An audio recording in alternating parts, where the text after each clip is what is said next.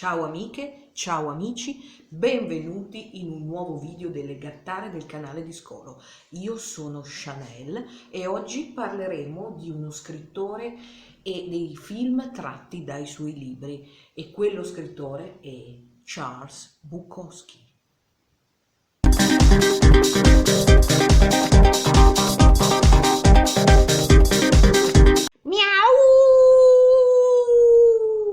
Benvenuti in un nuovo video delle gattare del canale di Scolo.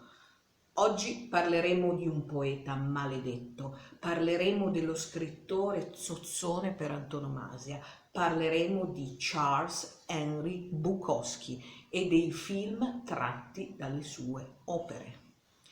Molti di voi conosceranno Charles Bukowski soprattutto per quegli aforismi che troverete nelle foto delle figaccione che si fanno i selfie e per giustificare le pose più assurde mettono una frase di Bukowski. Ma in realtà Bukowski avrebbe sicuramente odiato Facebook e soprattutto avrebbe odiato tutte quelle persone che mettono un proprio selfie corredata da una sua poesia, frase, aforisma, perché Bukowski era un misantropo, quindi gli saremmo stati tutti. Altro che social! Bukowski è uno di quegli autori a cui vengono erroneamente attribuite frasi e poesie molto popolari sui social. Ma come vi ho detto nell'introduzione del video, a Bukowski i social avrebbero fatto schifo, perché era la persona più antisociale che ci fosse sulla faccia del pianeta, e chiunque abbia letto anche solo un libro, un racconto, una poesia, un romanzo di Charles Bukowski non può che essere d'accordo con questa affermazione. Bukowski non è uno scrittore da baci perugina, non è un moccia della situazione. Bukowski è the wild side, walking on the wild side, nell'America più oscura, nell'America degli emarginati e lontanissima dall'American Dream. Un po' di cenni biografici, dopodiché parleremo dei film che sono stati tratti dalle opere di Charles Bukowski. Allora, giustamente mi hanno fatto notare che i pizzini che io solitamente utilizzo nei miei video fanno un poco tristezza, e così, in attesa magari un giorno di trovare la cartellina da brava presentatrice o da bravo presentatore, come diceva Frassica ai tempi di quelli della notte, mi sono fatta un'agendina. No, non è una Måneskin, perché io non sono radical chic, spero che si sia capito. È un'agendina della Tiger da 1,20 €, quindi... Allora, grazie a questa agendina, diciamo, mi sono fatta degli appunti giusto per non perdere il filo di discorso. Innanzitutto penso che sia importante fare un'introduzione biografica su chi era Charles Henry Bukowski. Charles Henry Bukowski nasce nel 1920 ad Andernach, in Germania, va in America quando ha 2 anni e si stabilisce con la famiglia, ovviamente di origine tedesca, a Los Angeles. Charles Bukowski ha avuto un'adolescenza molto complicata perché fu affetto da una gravissima forma di acne giovanile che gli lasciava sul viso dei bubboni talmente purulenti, talmente grossi, che dovevano essere trattati con un trapano elettrico. Una terapia molto dolorosa che segnò profondamente sia il volto dello scrittore sia il suo animo, perché purtroppo il volto di Bukowski era come se fosse stato malato di vaiolo, perché era tutto butterato, completamente butterato da delle cicatrici molto vistose. Fu un adolescente problematico in quanto maltrattato dal padre, ebbe un'adolescenza solitaria perché completamente distrutto da quella che era questa forma di acne che ne devastava il volto. Quindi il rifugio di Bukowski fu l'alcol. Iniziò a bere giovanissimo e giovanissimo se ne andò di casa. dopo l'ennesima lite con il padre, scappò di casa e cominciò quella che è la leggendaria vita da barbone di Charles Bukowski. Ovviamente parliamo degli anni 40 nell'America dell'immediato dopoguerra. Fece lavori miserevoli, pagati pochissimo, dove non c'era alcun diritto e alcuna dignità per il lavoratore. Lui fu veramente un working class hero, ma nella maniera proprio più veritiera. Non era un fighetto Bukowski. Bukowski addirittura fece il garzone all'interno di un mattatoio, fece sempre lavori di fatica che vengono descritti nei suoi romanzi, lavori che non davano alcuna soddisfazione né dal punto di vista economico né dal punto di vista della gratificazione personale. Tutto questo devasta l'animo di Bukowski e lo rende sempre più cinico, sempre più disilluso, sempre più proiettato a essere più misantropo, ovvero a isolarsi dal prossimo nel tentativo di trovare un rifugio da un mondo cattivo. Bukowski in questo periodo visse in stanzette ammobiliate di infima categoria, visse in stanze di hotel circondato da assassini e puttane, bevve l'inverosimile, tanto più che venne poi ricoverato in ospedale per un'emorragia gastrica causata dall'alcolismo. Bukowski sul punto di morire per l'alcol, eppure, nonostante questo, non smise mai. La sua rivalsa fu sempre quella di comporre opere poetiche, opere di narrativa, che spediva in maniera praticamente anonima quasi alle piccole riviste indipendenti, tanto più che Bukowski, essendo un operaio, non frequentava gli ambienti letterari. Tutti che sentivano parlare di Bukowski leggevano le sue poesie sui volantini e sui ciclostili, ma nessuno sapeva chi fosse, proprio perché lui non era l'intellettuale radical chic che ritroviamo nei salotti. Lui stava nella feccia, ragazzi. Lui veramente era il poeta barbone, ma veramente, non come tutti questi fighetti che si atteggiano a bohemienne. Sono diversi i film che sono stati tratti dalle opere di Charles Bukowski, ma dobbiamo dire che nessuna veramente è riuscita a cogliere lo spirito dei racconti, delle poesie e dei romanzi di Charles Bukowski. Charles Bukowski non amava il cinema e, adesso ve lo racconterò mano a mano che procediamo con il video, non amò nemmeno le trasposizioni cinematografiche che vennero fatte dei suoi romanzi. Allora, il primo film che venne tratto da un'opera di Bukowski arriva da un regista italiano di cui noi Gattari, io specificatamente, ho già parlato in un video. Marco Ferreri. Aridanghete che arriva Marco Ferreri, non ne parla più nessuno, ne parla solo più la Gattara del canale di Scolo. Allora, Storie di ordinaria follia è un film del 1981 di Marco Ferreri, sceneggiato da Amidei, che venne presentato al Festival di Venezia. Fu l'unico film tratto da opere di Bukowski che ebbe successo sia di critica che di pubblico e all'epoca suscitò anche piuttosto scalpore e scandalo perché vi erano molte scene di sesso.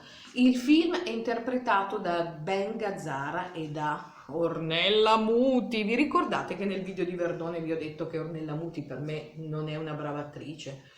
Ragazzi, io lo ribadisco, a me Ornella Muti splendida, meravigliosa, bellissima, ma come attrice terribile. Allora, è piaciuto questo film a Charles Bukowski? Ve lo dirà Charles Bukowski stesso. Allora, vi vorrei far notare che i libri che vedrete sono edizioni molto vecchie che ho io degli anni 90, questo per dire che io ho letto Bukowski prima che diventasse una star dei social, che veramente, se Bukowski sapesse di essere una star dei social, verrebbe a casa e ci picchierebbe tutti, per dire, ci sputerebbe, ci direbbe le peggio cose. Allora, volete sapere che cosa pensò Charles Bukowski dell'interpretazione di Ben Gazzara e del film di Marco Ferreri che venne tratto dal suo Storie di ordinaria follia? Ve lo leggo direttamente.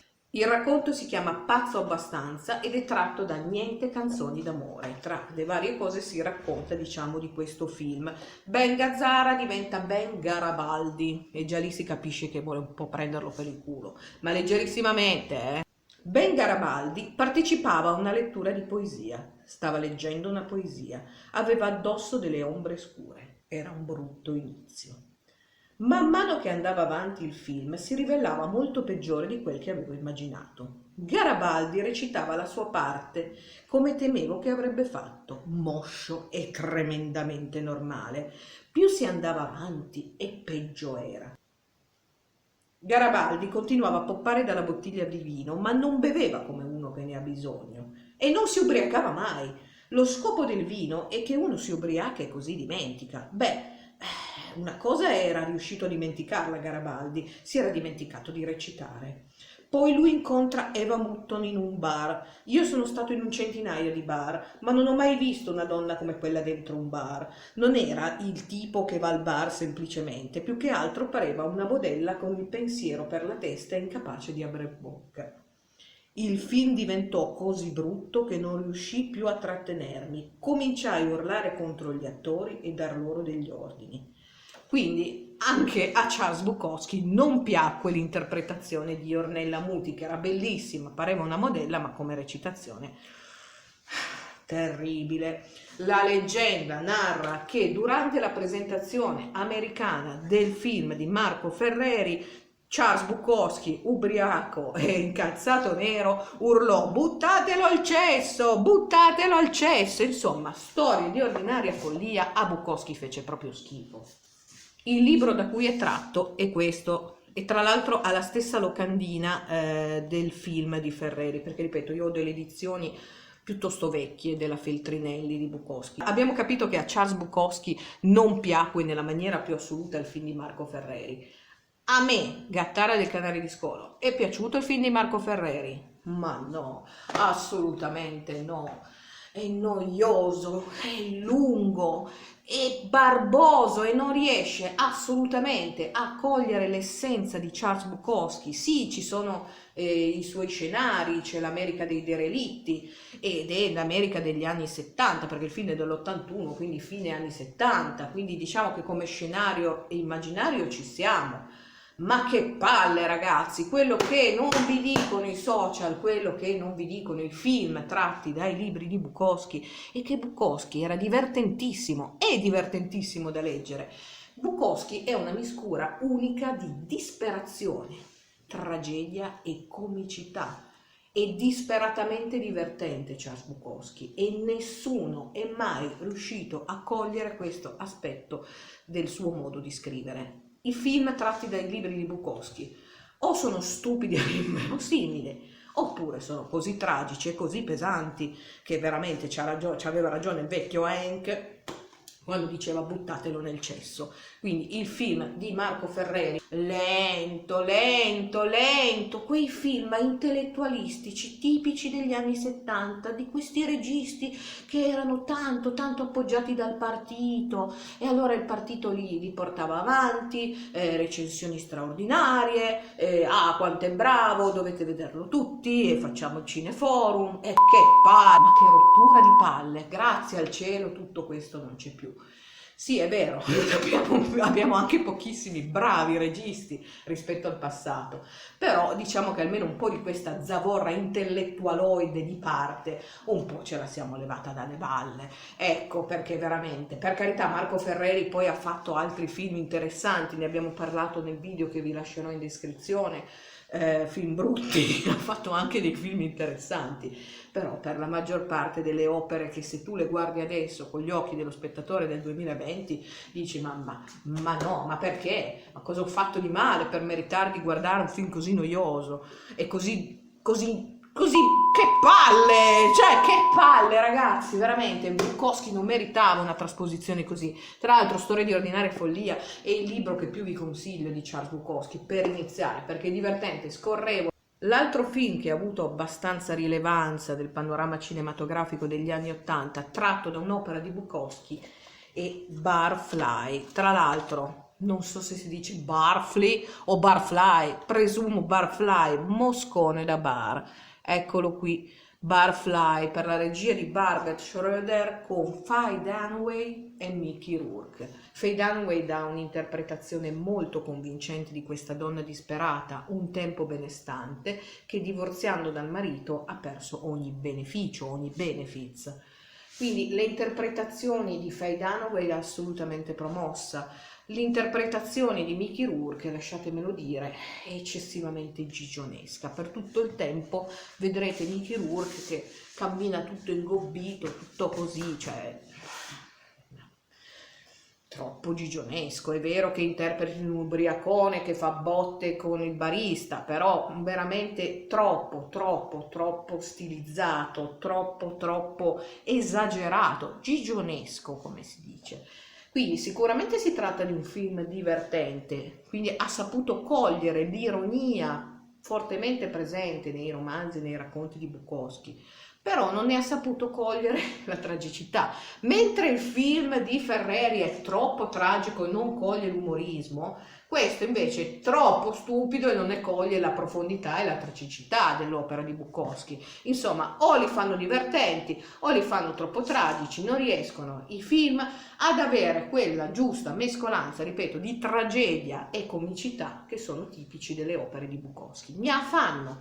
E così anche questo Butterfly, pur essendo un'opera più pregevole del film di Marco Ferreri, è comunque un film non memorabile. Tra l'altro Charles Bukowski ha l'esperienza del hollywoodiana di Barfly o Barfly, che dir si voglia, dedicò un libro, un lungo romanzo, vediamo se si riesce, sì, Hollywood, viene raccontata tutta la lavorazione del film ed è veramente tragicomica, perché comunque durante la lavorazione del film non si trovavano più i fondi per finirlo questo benedetto film, tanto più che non ebbe successo né di critica né di pubblico e fu, diciamo, un mezzo fiasco, tanto più che già a Bukowski non piaceva il cinema. Dopo questa esperienza proprio l'unica trasposizione cinematografica dei romanzi di Bukowski e dei racconti di Bukowski che piacque a Bukowski fu un misconosciuto, tanto più che devo andarlo a leggere nel mio libricino, un misconosciuto film belga del 1987 che si chiamava e si chiama Crazy in Love, da noi tradotto anche come Compagno di sbronze, dove praticamente abbiamo tre episodi che narrano, sono 3 momenti nella vita di un uomo, il suo approccio con l'amore e l'erotismo nell'infanzia, nell'adolescenza e nell'età adulta. Una delle particolarità è che in questo film viene tradotto sulla celluloide un racconto contenuto nella raccolta di racconti Storie di un'ordinaria follia, che si chiama Una sirena scopereccia. E Una sirena scopereccia verrà utilizzato per un altro film dopo neanche un anno, che si chiama Lune Froide, Luna fredda, un film che vi dico io ho visto una volta sola tantissimi anni fa, introvabile, ma non è un grave problema che non si trovi, perché anche qui ci troviamo veramente di fronte a un film di quei cosiddetti d'autore che... Ma perché? Perché certi film d'autore devono essere una martellata nei cosiddetti che io non possiedo, piuttosto che un attacco pesante di orchite sempre a quelli che i cosiddetti che io non possiedo? Perché? Quindi lo stesso racconto, Una sirena scopereccia, viene utilizzato da 2 film, uno peggio dell'altro. Dovremmo aspettare il 2005 per avere una grande produzione per un'opera di Bukowski, ovvero Factotum, film del 2005 con Matt Dillon, tratto appunto dal romanzo Factotum. Come vedete questa è una vecchia edizione che ho io della Tea Editore. Film con Matt Dillon, Lily Taylor e Marisa Tomei.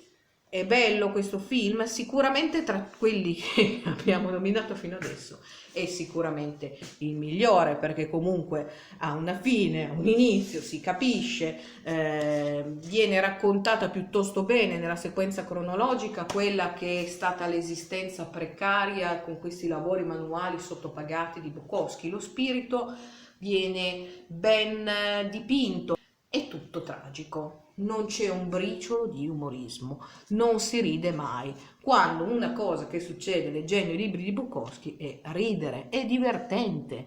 Non pensate di trovarvi di fronte a questi titoloni, professoroni, che palle lo leggi, dici che noia. No, Bukowski è divertente, vi do questa sconvolgente rivelazione, ma nessuno di questi registi che finora ha tratto dei film dai suoi libri è riuscito a coglierne l'essenza. Non ci è riuscito nessuno è riuscito a rendere giustizia al povero Charles Bukowski. È curioso che le uniche opere cinematografiche che abbiano colto lo spirito di Charles Bukowski non siano dei film, ma uno è un cortometraggio di animazione, The Man with the Beautiful Eyes, e un altro è il bellissimo documentario Born into This del 2003, che veramente raccoglie le testimonianze delle persone che hanno conosciuto e frequentato Bukowski, tra cui un certo Bono Vox degli U2 e un certo Sean Penn.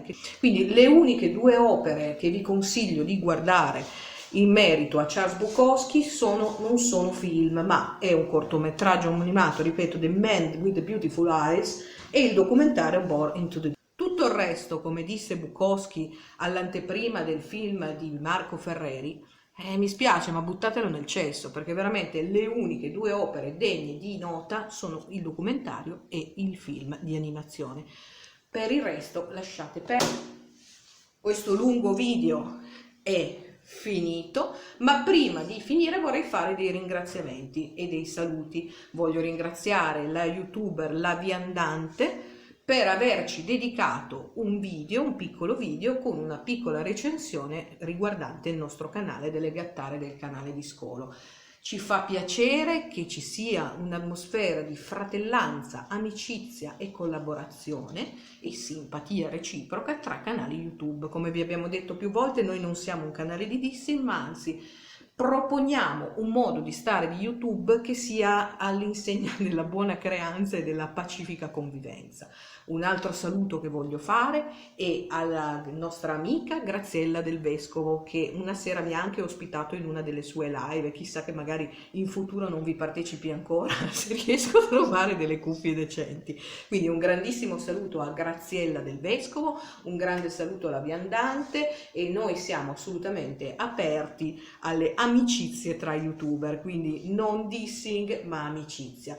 Io vi saluto, vi ringrazio, vi invito sempre ad attivare la campanellina e ad iscrivervi al nostro canale. Grazie ancora e al prossimo video. Miau!